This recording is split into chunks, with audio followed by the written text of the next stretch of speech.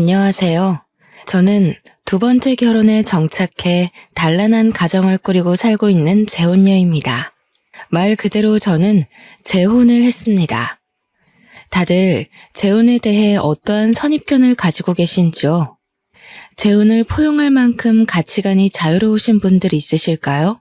저는 생각이 좀 자유로운 편입니다. 제가 재혼을 했기 때문에 편드는 거 아니에요. 정말로 재혼이 왜 욕먹어야 되는지 몰라서 그렇습니다. 재혼이 범죄인가요? 왜 재혼 자체만으로 그걸 욕먹어도 마땅한 혼인이라고 보는 걸까요? 불륜도 어쩔 수 없는 인연이라고 개소리를 하는 세상에서 재혼이 왜 고개를 못 들 짓인가요? 단지 앞전 결혼을 실패했기 때문에 저 사람은 하자 있는 게 분명하다라고 생각하는 것도 이젠 그만두고 현실 속도에 따라가는 가치관을 배울 필요가 있지 않나 싶습니다. 재혼을 했기 때문에 겪는 불상사는 얼마든지 감안할 생각으로 재혼을 했지만 결단코 제가 새로 만난 시댁에 굽신거릴 필요는 없지 않습니까? 그런데 시댁에선 저를 자기들 손맛대로 주무르려고 하더라고요. 지금부터 재혼녀라는 이유만으로 제가 어떤 불리한 경험을 하였는지 들려드릴게요. 저는요, 이혼남 이혼녀라는 이유만으로 안 좋은 시선부터 보내는 사람들을 그다지 안 반깁니다. 솔직히 첫 번째 결혼에서 성공적인 인연을 이루었다고 말할 수 있는 사람 몇이나 되겠습니까? 100이면 100, 다들 결혼을 후회한 순간이 있을 거라고 봅니다. 본인은 이혼해야 할 만큼 고통을 받고 살면서도 내 몸 불살라 그 고비를 다 참아가며 그래도 이혼은 안 했다? 이게 그리 자랑할 만한 일인지 저는 사실 모르겠어요. 저는 재혼을 했기 때문에 재혼이 어떤 건지 너무도 잘 알고 있는데요. 이혼을 하지 않았다고 떳떳하게 말하는 사람들은 이혼을 하지 않은 게 아니라 할 용기가 없었던 게 아닌가 싶어요. 내가 사랑한다 생각해서 선택한 배우자와 지내다 보니 완전 상극인 걸 알았다고 칩시다. 내 선택이 틀렸다는 걸 인정하기 싫고 그 인연과의 연을 끊고 살 용기가 없어서 참고만 살았던 거 아닙니까? 재혼을 한 입장에서 저는 오히려 그런 사람들이 안타깝다고 봅니다. 그건 스스로를 무너뜨렸으면 무너뜨렸지 절대 나를 지키는 방법이 아니에요. 애초부터 상대에게 의지하기 위해 상대 없이는 못 살기 때문에 하는 건 결혼이 아니라 결혼으로 포장된 빈대가 아닌가 생각합니다. 이혼을 조정하려고 드리는 말씀이 아니에요. 적어도 내가 망가지는 걸 느꼈다면 나를 위해서라도 그 인연을 과감히 놓을 줄 알아야 된다는 걸 말하는 겁니다. 자식 때문에 그럴 수가 없다고요? 자식들은 과연 이혼 위기로 보이는 부모님을 보면서 그 상황에 행복할 수 있을까요? 부모님이 이혼 갈등을 겪는 건 자식들에게도 곤욕입니다. 이혼을 안 했다는 건 이혼을 미뤘다는 것일 뿐이에요. 실은 이혼하고 독립적으로 살아갈 용기가 없는 걸 다들 그렇게 포장하는 거잖아요. 저는 저의 행복을 위해 흔쾌히 재혼을 택했던 것입니다. 저한테 첫 번째 결혼은 실패가 아닌 어른이라면 겪을 수 있는 대인관계의 성장통이라고 생각해요. 성격 차이로 헤어진 첫 번째 결혼은 그냥 제가 그 남자랑 안 맞았다고 봅니다. 그 사람도 누군가에겐 최고의 연인이었을 수도 있죠. 저랑은 상극이었을 뿐이고요. 그렇게 이혼 여임을 숨기지 않고서 여유를 가지며 살다 보니 두 번째 인연도 자연스럽게 찾아오더라고요.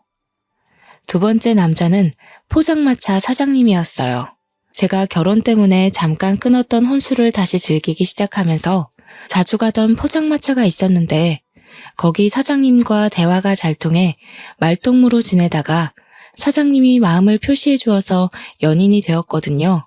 사장님은 제가 본 남자, 여자 다 포함해서 가장 마음이 너그러운 사람이었고 그게 장사 마인드에서도 드러나서 손님들에게 주문 안주보다 더한 서비스를 마음 놓고 주는 사람이었습니다. 아마 그래서 제가 더 말동무로 포장마차를 자주 찾았던 것 같아요. 사장님이랑 있으면 저까지 마음이 부드러워지는 느낌이 있었거든요. 한 번은 손님이 시킨 안주보다 더 비싼 서비스를 내주는 사장님을 보고서 남는 게 있냐고 물은 적이 있었는데요. 사장님은 당연히 남는 게 있기 때문에 즐기면서 한다고 껄껄 웃더라고요. 사장님이라고 해봤자 저도 당시에 나이가 있던 처지였기 때문에 사장님이랑은 겨우 3살 차이밖에 안 났습니다. 사장님은 퇴근하고도 저와 흔쾌히 술친구가 되어주었는데 그 덕분에 이런저런 얘기를 다 했다 보니까 당연히 제가 이혼한 사정도 다 알고 있었어요. 그럼에도 저를 결혼 상태까지로 봐줬다는 게 고맙다가도 한편으론 미안하기도 했습니다. 제 입장에선 재혼이 죄라고 생각 안 하지만 초혼인 사람 입장에선 상대가 재혼이면 아무래도 자기가 두 번째라는 인식을 할 수 있잖아요. 또 배우자와 같이 초혼인 경우와 혼자서 초혼인 경우는 또 완전히 다르니까요. 그래서 저는 만약 다시 결혼하고 싶은 인연을 만난다면 저 같은 돌싱을 만나려고 했습니다. 하지만 제 이혼 이력을 개의치 않아 하며 사람만 보고 끌렸다는 사장님의 고백 덕분에 저 또한 더 넓은 생각까지 갖게 되었어요. 그렇게 결혼한 저는 당연히 시댁과의 반대에 부딪힐 걸 알고 있었습니다. 제가 아무리 재혼에 대한 유연한 생각을 가지고 있다고 하더라도 아직까진 우리나라에서 재혼이 큰 하자잖아요. 더군다나 시부모는 어르신들일 텐데 요즘 젊은 사람들의 생각을 따라갈 수 있을 리 없지 않습니까? 그래요. 그것까지는 이해할 수 있었고 각오도 했습니다. 그런데 막상 결혼 인사를 드리러 갔더니 남편이 이미 나서서 시부모가 제게 입을 댈 수 없도록 손을 써놓은 것 같더라고요. 시부모가 제 개인 사정을 전혀 묻지 않고 그저 남편과 분가해서 잘 지내봤으면 좋겠다고만 말씀하시더군요. 시작부터 일이 제 입장을 생각해주니 저는 남편에게 더없이 고마웠습니다. 덕분에 저희는 결혼부터 분가까지 아주 수월하게 진행이 되었어요. 재혼 부부라고 보기엔 너무도 신혼 같았고 뭐 하나 트집 잡히는 게 없었죠. 그러나 역시 문제가 없다면 제가 재혼이역 꼬리표로 이 사연을 쓰지도 않았을 겁니다. 결혼을 한 후 이제 막 신혼 살림을 정리하고 나서부터 시모가 저희 집을 방문하기 시작했는데요. 올 때마다 제게 얼마나 황당한 말씀을 하는 줄 아시나요? 첫째는 아들이어야 하는 거 알지? 늙은이 생각이라고 욕할 것 없다. 요즘 것들이 뭘 잘 몰라서 그런 거지. 옛말대로 해야 자다가도 떡이 생겨. 어머니 말씀 잘 알겠지만 아이 성별이 어디 제 마음대로 되나요? 그리고 아직 남편이랑 아이 계획은 의논 못 해봤어요. 시모는 제 입장이 어떤지 별로 들을 생각도 없어 보였습니다. 갑자기 휴대폰을 꺼내 돋보기를 쓰더니 자기가 수소문하여 아들 낳는 방법을 알아왔다고 저한테 메모한 것을 이것저것 설명하기 시작하는 거 있죠. 그 내용 중에는 아들을 낳으려면 여자는 몸을 시원하게 해야 되고 남자는 산성 음식을, 여자는 알칼리성 음식을 먹어야 된다면서 절대 쌀밥을 먹지 말라고 하는 거 아니겠습니까? 이것만으로도 충분히 황당한데 계속 이어지는 시모의 설명 중에는 듣기에 남사스러운 내용도 있었습니다. 부부의 사생활까지 참견하면서 아들 낳을 확률이 올라간다면서 노골적으로 설명을 해주더라고요. 그 순간 제가 왜 이런 말을 듣고 있어야 되나 싶었어요. 그러면서 자기가 약사한테 알아보고 알칼리성에 강한 칼슘제까지 사왔다면서 지금부터 3개월간 꼬박 챙겨 먹으라는 거 있죠. 그날 이후로도 시모는 몇 날 며칠을 제게 전화하거나 방문해서 자기가 알려준 대로 하고 있냐고 검사까지 했습니다. 당연히 저희 부부 잠자리에 대해서도 날짜와 시간까지 물으며 제 배란일까지 계산해서 집요하게 캐물었어요. 집에 올 때는 꼭 냉장고 반찬들도 점검했는데요. 아들 낳는데 안 좋다는 음식은 죄다 마음대로 정리를 해버리는 거 아니겠어요? 어머님, 그거 어제 사온 건데요. 남편이 아침마다 사과 한 쪽씩을 꼭 먹어요.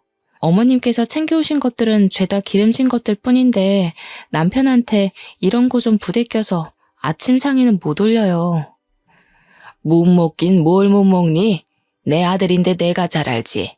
저 사과는 네가 먹도록 하고 내가 가져온 이 반찬들은 꼭 내 아들만 먹여야 된다. 특히 넌 하루에 한 번씩 이 국화차를 우려 먹도록 해라. 그리고 옷이 그게 뭐니? 내가 집에서는 그런 두꺼운 겉옷 입지 말라고 했잖니. 시모가 저 쉬는 날 연락도 없이 갑자기 들이닥치는 바람에 잠옷을 갈아입지 못해서 아무 겉옷을 걸쳐 입은 거였거든요. 그런데 그걸 확 벗겨버리는 거 아니겠어요? 저는 시모 힘이 그렇게 센 줄 몰랐습니다. 심지어는 어디서 이상한 물건을 사와서는 집안 구석구석에 배치해 놓더니 저더러 하루에 한 번씩 그 물건들을 보면서 아들 낳게 해달라고 기도까지 하라고 하더라고요. 한두 번도 간섭하는 것도 아니고 저희 부부가 임신 계획을 해서 임신이 진행될 때까지 그럴 작정으로 보였습니다. 이건 제가 임신을 하고 싶어도 스트레스 받아서 임신이 안 될 지경이었어요. 시모가 아들 손주 보고 싶어 하는 건 알겠는데 그건 하늘에서 정해주는 거잖아요. 이런 말도 안 되는 근거들로 인해 생기는 게 아닐 텐데 허황된 미신을 믿는 시모가 한편으론 한심하기도 했습니다. 집에 하나둘씩 못 보던 물건이 생기니 초반에는 신경 안 쓰던 남편이 끝내 모형 인형 같은 것들이 뭐냐고 물을 때가 있었는데요. 저는 괜히 남편과 시댁 사이에 트러블이 생길 걸 피하고 싶어 그동안 말을 아끼고 있었거든요. 그런데 몇 달째 시모한테 시달리고 있으니 그만 남편한테 알려야겠더라고요. 아, 그거 어머님이 첫째는 아들이어야 된다고 아들 낳는데 좋다는 물건들이래. 처음엔 한두 개 사오시더니 집에 올 때마다 매번 다른 걸로 사오신 거야. 뭐? 그런 게 어딨어. 보기 껄끄럽게. 사람 사는 집에다가 무슨 저런 것을 놔뒀대? 엄마가 또 쓸데없는 거 듣고 와서 자기 못 살게 굴었나 보네. 인형이 한두 개가 아닌데 그동안 이만큼이나 시달리면서 왜 말 안 했어? 그냥 괜히 자기랑 어머님 사이 불 붙이고 싶지 않아서. 그런데 점점 심해지시니까 좀 곤란하긴 하다. 어머님이 자기 좋아하는 나물 반찬도 다 갖다 버리셨어. 자기 보고 산성 음식만 먹으래. 자기 소화기관 안 좋아서 기름진 거 자제해야 되는데 어떡하지? 예상대로 남편은 시모에게 화가 많이 난 얼굴이었습니다. 남편은 결혼을 하고 나서도 제가 재혼녀라는 이유만으로 상처받지 않도록 엄청 신경 쓰는 사람이었는데요. 시모가 제게 입질을 한 걸로 모자라 임신 부분에서 스트레스를 주고 있었다는 사실을 알자 열이 많이 받은 듯 했습니다. 제가 사소한 부분에 대해서도 설명 들었다고 하니까 남편은 더 참지 못하고 시모한테 전화를 걸어 따졌어요. 그 때문에 한동안 시모의 걸음이 뚝 끊겼고 연락도 함께 끊어졌습니다. 남편은 시모가 사다 놓은 이상한 모형 인형과 반찬 등 말도 안 되는 미신이 깃든 흔적 모두를 전부 내다버렸습니다. 시모가 사다 줬던 약까지도 빠짐없이 전부 다요. 남편과 시모가 다툰 것은 마음이 불편했지만 그래도 그것들이 눈에만 안 보이니까 제가 좀 숨을 쉴 수 있겠더라고요. 마음이 평온해졌기 때문일까요? 스트레스의 원흉이 사라지자 놀랍게도 저는 임신을 하게 되었습니다. 임신이 되었을 때까지도 시댁에선 제게 간섭하는 것이 없었어요. 너무 기쁜 나머지 그동안 시모가 저를 피곤하게 했다는 사실을 잠깐 망각하고서 이 사실을 시댁과 친정에 빨리 알렸습니다. 그런데 아니나 다를까 그때부터 시모가 제게 다시 슬슬 입을 대기 시작하는 거 아니겠습니까? 태몽은 누가 꿨니? 어떤 꿈이었어? 너 그동안 내가 시키는 대로 했지? 내가 준 약은 임신하기 전 3개월 정도까진 꾸준히 복용했어야 했는데 똑바로 지켰니? 아, 어머님, 손자 보고 싶은 마음은 알겠는데요. 저희는 그냥 운명에 맡기려고요. 남편도 딸이든 아들이든 상관없이 다 좋다고 했거든요. 그래서 약도 끊은 지 오래됐어요. 아이고, 나 못 산다. 딸은 무슨 딸이야? 안 된다니까 그러네. 내 손주는 무조건 첫째가 아들이어야 돼. 장남이 들어서면 너한테도 좋은 건데 왜 말을 안 듣니? 어머님, 이런 게 고집 부린다고 될 일이 아니잖아요. 딸이든 아들이든 다 제 자식이니까 이제부턴 제가 알아서 할게요. 그리고 어머님 목소리가 너무 크셔서 태교에 많이 안 좋을 것 같아요. 앞으론 신경 꺼주세요. 그때 제 전화 통화가 나름 저의 솔직한 감정 표현이었습니다. 시모의 간섭을 듣자마자 지난날의 스트레스까지 겹쳐져 한꺼번에 숨통이 막혔는데 저 때문에 자칫 뱃속의 아이한테까지 피해가 갈까봐 시모를 만나는 것도 싫더라고요. 다행히 남편의 입김 때문에 시모가 저희 집에는 찾아오지 않았어요. 덕분에 저도 시모에게 양해를 구하고는 시댁의 연락은 철저히 외면하며 몸조리에만 신경 썼습니다. 그렇게 태아의 성별을 확인할 수 있는 시기가 다가왔고 병원을 같이 찾은 저와 남편은 뱃속 아이가 딸이라는 사실을 듣게 되었습니다. 아이가 건강하다는 것만으로도 너무 기뻤지만 한편으론 시모의 등살이 걱정되더라고요. 그런데 저와 달리 남편은 정말 많이 행복해했어요. 사실 자기는 딸이 갖고 싶었다고 하면서 자기 꿈이 딸부잣집 아빠가 되는 거래요. 좀 귀엽지 않나요? 남편은 틈만 나면 귀갓길에 딸 물건이나 옷, 인형 등을 사오면서 딸을 맞이할 준비에 한껏 설렘 모습까지 보였습니다. 그런 남편을 보면서 저 또한 두근거렸지만 마음 한구석에는 계속 시모 생각을 놓지 못했어요. 이걸 어떻게 알려야 되나 그 생각 때문에 계속 골머리가 아팠습니다. 결국 산부인과 검진을 한 지 한 달이나 지나서 시모한테 딸이라는 걸 알리게 되었는데요. 그날 제가 시댁을 찾아가서 말씀을 드린 거였습니다. 남편과 시부는 출근을 했던지라 시댁에 같이 없었고 시댁에는 산후조리를 끝내고 온 신우랑 신우의 아들을 안고 있는 시모만 있었습니다. 제 뱃속의 아이가 딸이라는 걸 밝히자마자 시모가 시조카를 바로 내려놓더라고요. 아니나 다를까 눈에 불을 켜고 득달같이 언성을 높였는데 바닥에 놓인 시조카 똥기저귀를 제 얼굴에 던지는 거 아니겠어요? 그러게, 내가 뭐라고 그랬니? 진작에 내 말대로 했으면 아들을 가졌을 거 아니야. 네 신우 봐라. 내가 시키는 대로 했더니 금쪽 같은 아들을 낳은 거 안 보여? 어머님, 도대체 딸이 어떻다고 이러세요? 똑같이 귀한 자식이에요. 그러는 어머님께서 낳은 형님도 딸인 건 마찬가지 아니에요? 장녀 아니에요? 그럼 어머님도 집안 망신시킨 꼴인 거네요? 어머님도 첫째 애로 형님 낳으셨으면서 왜 이렇게 장남에 집착하세요? 어머머, 얘 봐라. 얘가 뭐라는 거야? 희원아, 얘 지금 뭐라는 거니?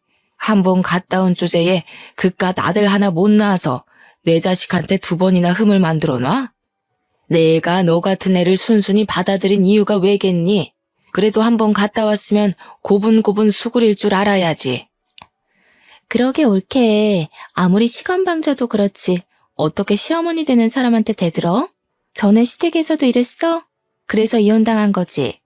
역시 재혼하는 사람들이 다 그렇지. 순진한 내 동생 꼬드겨서 다시 살림 한번 펴보려고 한 것 같은데 결국 똑같은 이유로 내 동생한테 이혼당할 거야. 행동 조심해. 아들, 딸 얘기하다가 갑자기 제 재혼 얘기는 왜 나온 거죠? 애초에 아들, 딸 문제로 이런 다툼이 생겼다는 것 자체가 저는 이해할 수 없었어요. 기가 막혀서 저는 참지 않고 신우한테도 대들었습니다.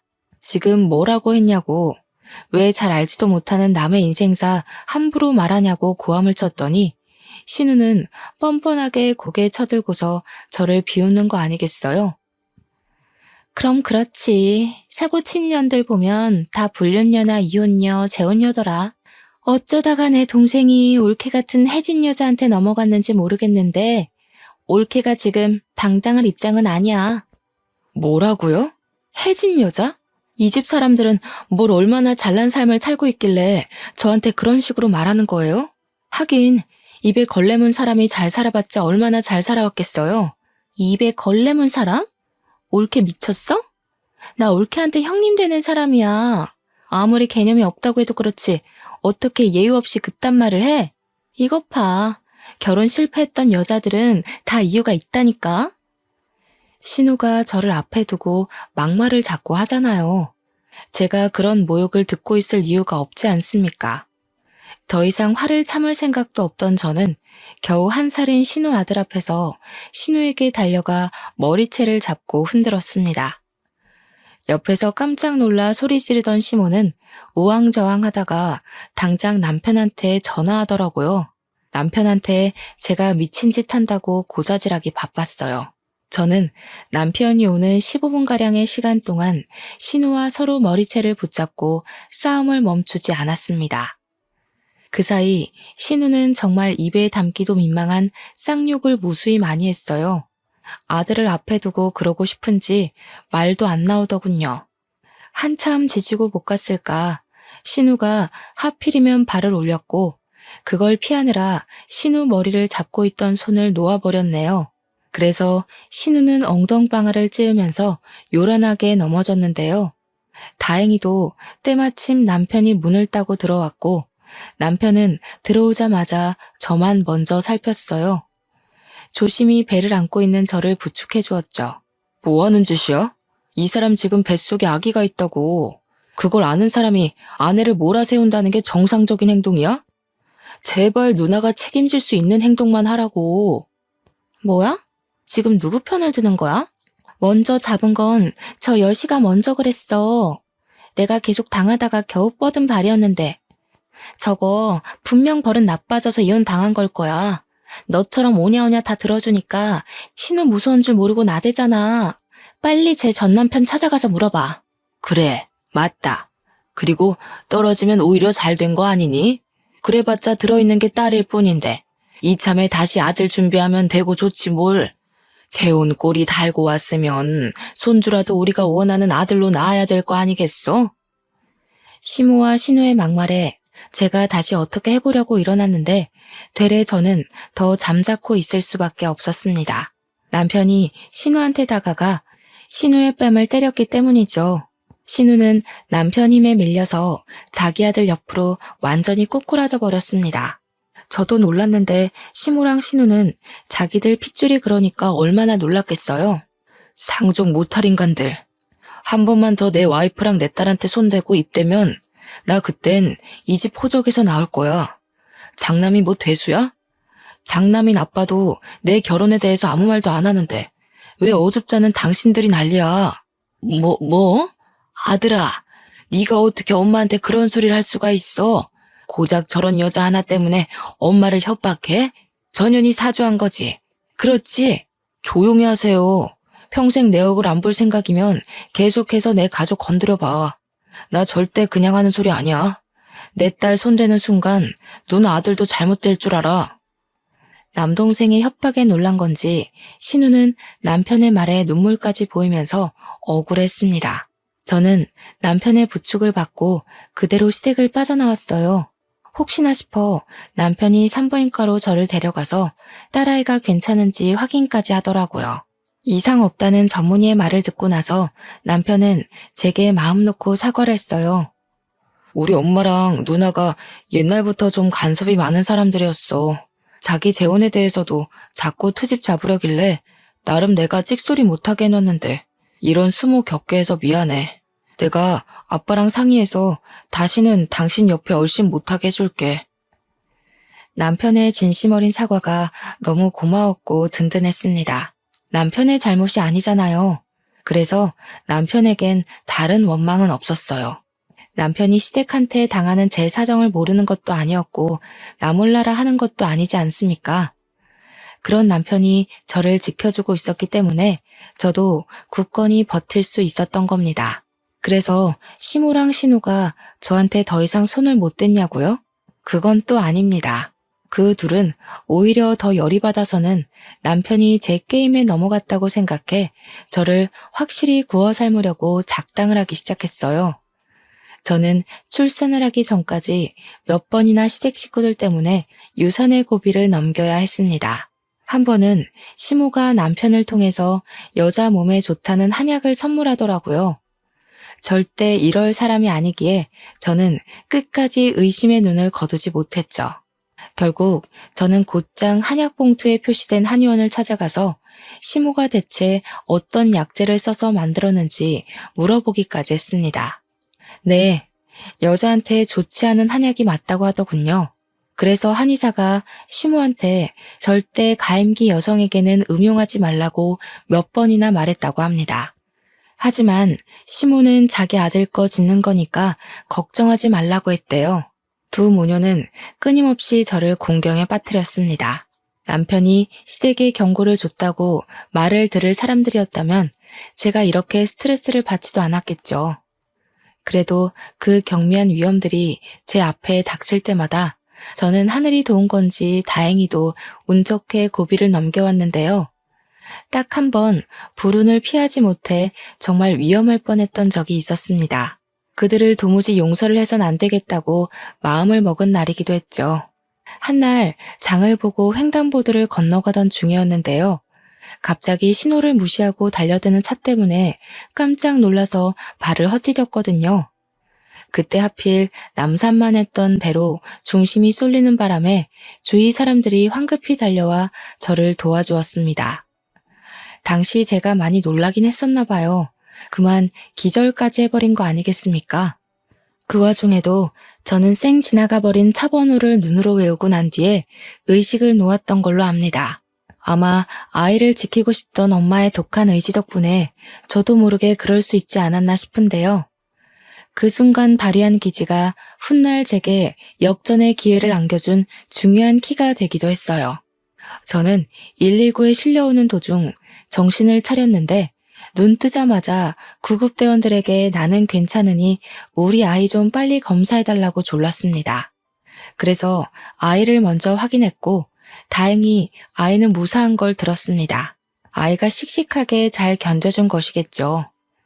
그제야 마음이 놓인 저는 남편에게 연락을 넣고 병실에서 멍 때리고 누워 있었습니다. 그동안 제 주변을 도사리고 있던 아찔한 순간들이 머릿속을 훅훅 지나가더라고요. 이혼 여인 저를 거절 한 번 없이 허락해줬으니 무조건 손자를 낳아야 한다는 시모 말이 계속 머릿속을 맴돌았어요.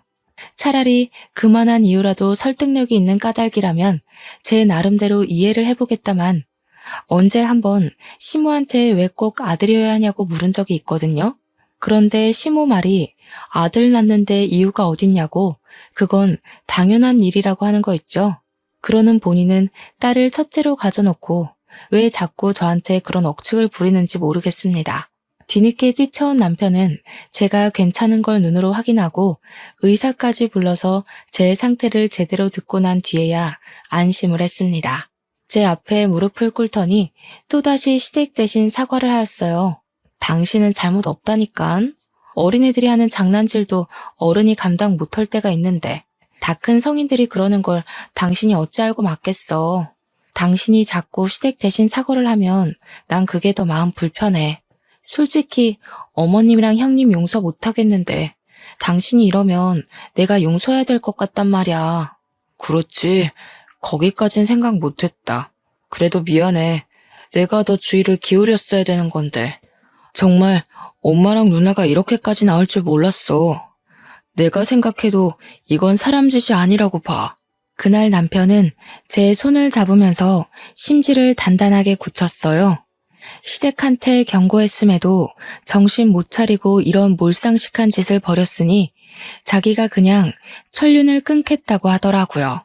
가족이라고 무조건 다 포용해야 될 의무는 없다면서 시모와 신우가 먼저 선을 넘었으니 뱃속의 자식을 위해서라도 위험 요인을 끊어내는 게 맞다고 하였습니다. 저는 별로 다친 곳이 없어 그날 남편과 함께 바로 퇴원을 했고 남편은 시댁에게 전화를 하여 절연할 것을 제대로 통보했어요. 그리고 살인미수로 고소도 할 거라고 했습니다. 저는 그런 엄벌까진 생각하지 못했는데 남편은 확실히 가족이라고 봐줄 생각이 없어 보이더라고요. 신고하는 데엔 문제 없었어요. 다행히 제가 증거 사진을 다 남겨놓기도 했고 아파트 건물 CCTV랑 도로 CCTV를 통해 제가 누군가의 고의로 위험에 처했다는 사실은 얼마든지 입증이 가능했으니까요. 계속 상황을 모른 척하며 떳떳하게 주장하던 시모가 남편이 고소를 한다고 증거 다 있다고 확고한 발언을 하자 그제야 당황해서 꼬리를 내리기 시작했는데요. 남편은 그 변명의 목소리조차 듣기 싫다면서 그대로 전화를 끊어버렸어요.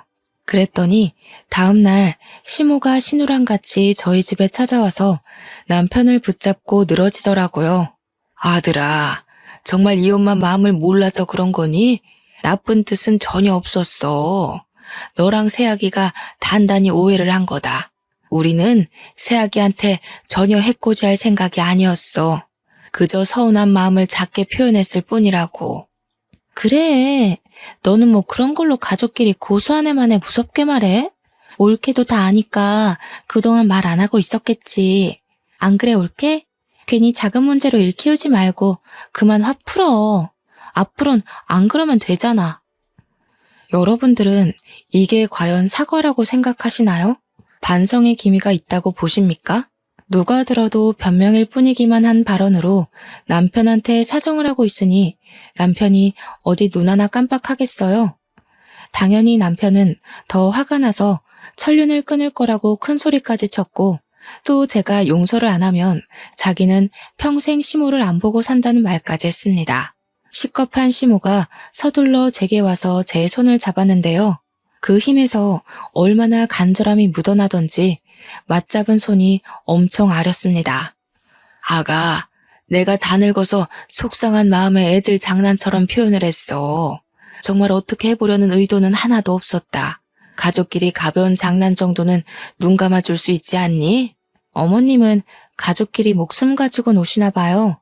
어머님이랑 형님은 제 아이를 노렸겠지만 제 목숨도 두 사람 손에 놀아놨다는 거 제가 정말 몰랐을 거라고 생각하세요? 장난이었다고요? 두 사람은 장난으로 던진 돌일지라도 제게는 매 순간 전쟁통이나 다름없었어요. 안다. 알고 말고.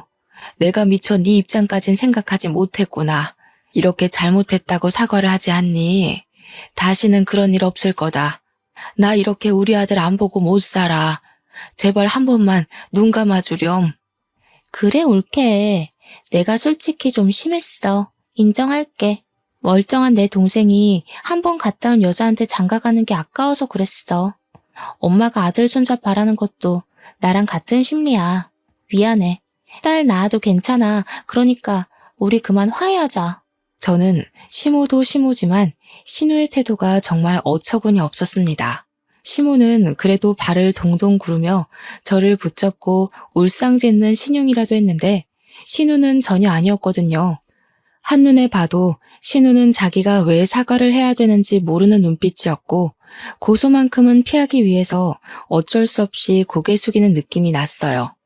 원래부터 좋게 넘어갈 생각은 아니었지만 신우의 반성 없는 꼴을 보니 이 상황을 조용하게 넘어가면 안 될 것 같더라고요. 결국 신우는 자기 무덤 자기가 판 셈이에요. 신우 태도를 보고 제가 제 행동을 결정하려 했는데 신우는 제가 당시 현장을 피바다로 만들도록 화를 돋운 거예요. 저는 자리에서 일어나 잠깐 방에 들어가서 종이봉투 하나를 들고 나왔습니다. 그러고는 신우 발 앞에 패디기를 쳤어요. 제가 횡단보도에서 의식 잃으면서까지 차 번호를 외웠는데요. 조회해보니까 엄청 재미난 사실을 알았지 뭐예요? 형님 그렇게 떳떳하게 아들 낳았다고 자랑하더니 유부남 꼬셔서 낳은 애였어요? 제 말에 신우는 처음으로 크게 당황하면서 입을 어버버거렸습니다. 이 사실을 처음 듣는 남편과 시모는 저희 대화에 끼어들지 못하고 있었고 남편이 대신해서 신우 발 아래 있는 종이봉투를 들고 확인했어요. 남편이 평소 눈치가 빠른 편인데 아니나 다를까 남편의 표정이 어그러지면서 대충 뭔가를 눈치챈 것 같더라고요. 이게 다 뭐야? 이거 누나잖아. 이 사람이 이번에 새로 만났다는 남자야? 그렇게 꽁꽁 숨기고 나중에 밝혀주겠다더니 이 사람 뭐 하는 사람인데? 아, 그거 형님이 불륜녀라는 증거야. 내가 형님이 뭔 차에 사고 당할 뻔했다고 했잖아.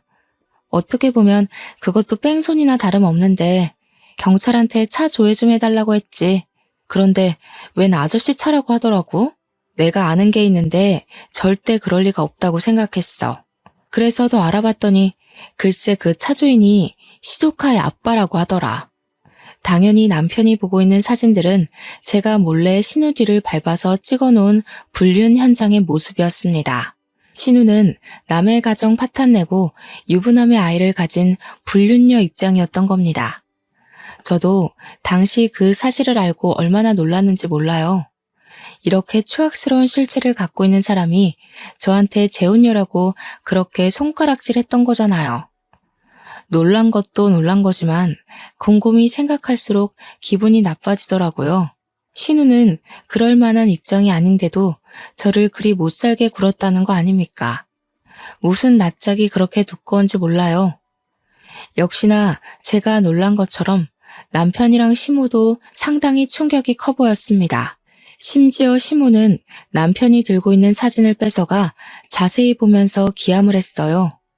그 와중에 신우는 미꾸라지처럼 빠져나가려고 어떻게든 머리를 굴리고 있는 게 훤히 보였습니다. 형님, 저한테 사고는 불륜녀, 이혼녀, 재혼녀가 치는 거라고 하셨나요? 틀렸어요. 이혼녀, 재혼녀는 적어도 범죄자는 아니거든요. 그런데 불륜은 고소받아 마땅한 범죄잖아요. 고작 불륜녀 주제에 재혼한 제 앞에서 그리 고개를 쳐들고 계셨던 거예요? 어떻게 그리 뻔뻔할 수가 있어요. 식구들이 형님 이런 사람인 거 모르고 속아주니까 다 만만해 보이기라도 했나 봐요? 뭐라는 거야, 이 정신 나간 년이. 올케 내 스토커야? 어디서 이런 걸 조작해서 나를 겁박해. 이러면 내가 무서워 벌벌 떨 줄 알았나 보지? 나 그렇게 멍청한 사람 아니거든. 겨우 생각한 방편이 스토커 핑계라니 실망스럽네요. 어머님도 어머님 따님이 하는 짓 똑바로 지켜보세요. 아들 낳은 형님을 그렇게 자랑스러워하셨잖아요. 겨우 불륜녀가 낳은 손자를 둔 셈인데 어떡해요? 동네방네 손자 자랑할 수 있겠어요? 손자 자랑 전에 불륜녀 엄마라고 소문 먼저 날 텐데 괜찮으실지 모르겠네요. 제 말에 시모는 얼굴이 시뻘개져서 신우를 노려봤습니다. 제 앞이라 쪽팔린지 차마 딸에게 쓴소리는 못하더라고요. 배신감에 치를 떨면서 소파에 덩그러니 누워있는 시조카까지 노려보는 거 아니겠어요? 더 이상 빠져나갈 구멍이 없다고 생각한 신우는 이 모든 상황에 당황해서 갑자기 소리를 빽 질렀는데요. 자기는 불륜이 아니라고 사랑이고 운명이라면서 본처가 자기들 사이 갈라놓고 있는 거라고 증거 사진들을 갈기갈기 찍기 시작하더군요. 신우의 숨통을 조일 수 있는 귀한 증거인데 제가 원본을 줬을 리 있겠습니까? 헛짓하고 있는 신우에게 그거 다 휴대폰에 저장된 사진이라고 하니까 신우는 그제야 제 앞에 무릎을 꿇고 울며 불며 애원을 하더라고요. 올케, 이거 밝혀지면 나 그 사람한테 외면당해. 제발 부탁이야. 그 사람 합의 이혼하고 나한테 온다고 했단 말이야. 이거 들통나면 우리 아들은 아빠 없이 커야 돼. 형님은 그런 말 할 자격이 없어요. 남의 집 자식 아빠를 뺏은 사람이잖아요. 못 모르는 시조카 입장은 안타깝지만 제가 방금 그분 본처한테 연락을 넣었어요. 형님 같은 사람이 행복한 가정을 꾸리고 산다면 남겨진 그 집 가족들한테 너무 잔인한 일이잖아요. 불륜을 저지르면 그 대가가 불행이라는 거 시조카도 똑똑히 알아야죠. 저는 신우 앞에서 휴대폰을 들이밀며 처음 보는 번호로 그 사진들을 전송한 걸 보여줬습니다. 신우는 다시 얼굴색이 돌변하더니 제 휴대폰을 바닥에 냅다 집어던졌어요. 그러고는 울분에 차서 저를 노려보는데 자기 폰으로 불륜남이 전화가 오기 시작하자 사색이 되더라고요. 불안에 떨며 전화를 받고는 자기야 하면서 변명을 막 하는데 제가 본 사람들 중 가장 못나고 찌질해 보였습니다. 어쩜 시모도 신우도 이런 식으로밖에 못 살았을까요? 남편 위로 저런 사람이 둘이나 있는데 남편은 저들과 달라서 얼마나 다행인지 모릅니다. 난장판인 시댁 식구를 보면서 한심한 마음에 혀를 내두르고 있던 차 남편이 알아서 그들을 쫓아냈습니다. 남편은 문을 닫기 전에 그 두 사람에게 딱 한마디 엄포를 남기더라고요. 연락할 때까지 다신 얼씬도 하지 말라고 말입니다. 시모랑 신우를 본 건 그때가 마지막이었어요. 2달이 지난 지금까지 만난 적이 없네요. 출산하기 전에 그들을 떼어낼 수 있어서 천만 다행이라고 생각합니다. 출산 내내 험난한 시간을 보냈는데 그게 출산 임박까지 이어졌다고 생각해 보세요. 그래서 우리 아이가 잘못되었다면 저 정말 시무랑 신우의 숨통을 졸랐을지도 모릅니다. 다행히도 하늘이 알아서 나쁜 인간들을 떼어내주지 않았습니까? 출산 임박해서 그 두 사람을 정리했잖아요. 모든 게 다 고마운 상황이었지만 그 와중에 특히 고마웠던 건 못난 엄마의 불찰에도 그 모든 걸 씩씩하게 잘 버텨준 우리 딸에게 고마울 따름이에요. 제 아이는 너무도 무사하고 건강하게 태어났습니다. 저와 남편은 그제야 가정다운 가정을 살면서 딸에게 최선을 다하는 부모가 되려고 노력 중에 있어요.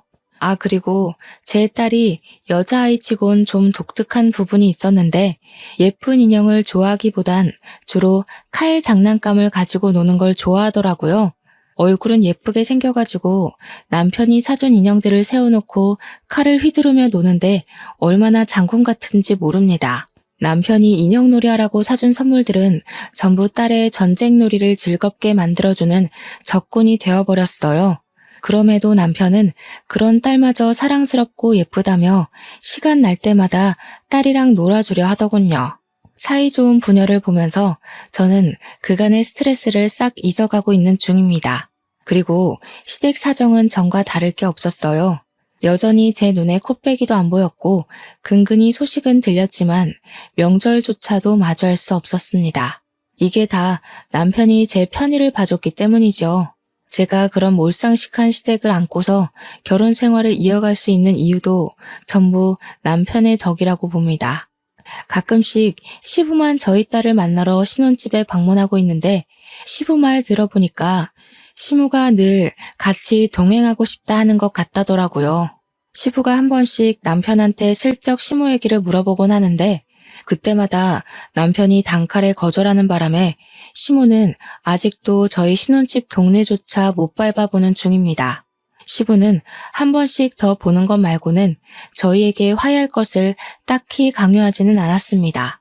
시부도 신우와 시모의 행적을 들었을 테니 감히 눈 감아주라고 언급하지 못하는 거겠죠. 그래서 그저 제 딸의 사진이랑 동영상만 찍어 시모한테 보여주는 걸로 만족하고 있어요. 또 신우는 제가 신우 불륜남의 본처에게 증거물을 죄다 보내줘서 상간녀 소송을 당했다고 하더라고요. 죗값을 받으라고 일부러 본처에게 알린 것이기 때문에 신우가 어떻게 되었는지 괜찮은지 딱히 안부가 궁금하진 않았습니다. 다만 저 때문에 아빠 없이 커야 하는 시조카의 사정은 마음 한편에 계속 걸려 있어요. 부디 신우가 죗값 치른 이후로 자기 죄를 반성하고 시조카에게 부끄럽지 않은 엄마가 되었으면 좋겠네요. 보통은 이런 개첩한 시댁이라면 두 번째 이혼도 마다하지 않고 했을 법한데 여태 들려드렸다시피 제 남편이 너무 진국인 사람이에요. 지금도 제가 이 글을 쓴다고 딸내미랑 둘이 자리를 피해줬는데 뭐하고 노는 줄 아세요? 아이가 6살 이전까지 촉학놀이를 하면 건강한 사고력을 가진다는 걸 공부해와서는 거실에서 밀가루 파티를 벌이고 있어요. 제가 육아 때문에 잠깐 휴직 상태인데 남편은 일까지 하면서도 저보다 육아에 더 신경 쓰고 공부를 해요. 그렇다고 저한테 소홀한 것도 아닙니다. 남편이 요리에 일가견이 있어서 포장마차를 운영한 것도 있었는데 자기가 집에 있는 날에는 자기가 식사 준비를 하려고도 해요. 제가 이런 사람을 두고 어떻게 다른 생각을 하겠습니까? 저는 남편을 만나 너무 행복해요. 시댁이 그런 사람들일지라도 남편 때문에 이겨내고 싶을 만큼 남편을 사랑합니다. 앞으로 제 삶에서 다른 인연은 없을 거예요. 저를 위해 살려고 노력했기 때문에 제가 완벽한 제 짝을 만나지 않았나 싶습니다. 나랑 잘 맞는 사람을 찾는 건 참 힘들다는 거 압니다. 결혼을 겨우 2번째 만에 성공한 저조차도 복권 당첨이나 다름없다고 생각하고 있어요. 이게 서로 존중하는 마음이 참 중요한 것 같아요. 상대방을 나로 생각하면서 내가 받고 싶은 대우만큼 상대방을 대우해준다면 잘 맞는 사람을 찾는 게 꽤 금방일지도 몰라요. 천생연분이 나타나길 바라기보단 나를 먼저 가꾸고 있는다면 좋은 연분이 반드시 생길 겁니다. 제 사연은 여기까지입니다. 들어주셔서 감사하고요. 항상 행운 가득한 날 되시길 바래요.